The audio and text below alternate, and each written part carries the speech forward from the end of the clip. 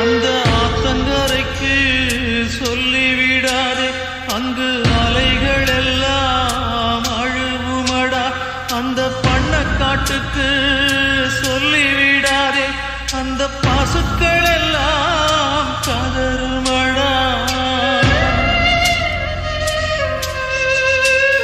அந்த சோளக்காட்டுக்கு சொல்லிவிடாதே, பசும் தோகையெல்லாம் வாடுமடா. அந்த டூரிங் டாக்கீஸுக்கு சொல்லிவிடாதே, அது சோகக்கதை பாடுமடா. மண்ணில் வாழும் நதியே கடலே, மனதால் உயர்ந்த மனிதரை பாடுங்கள்.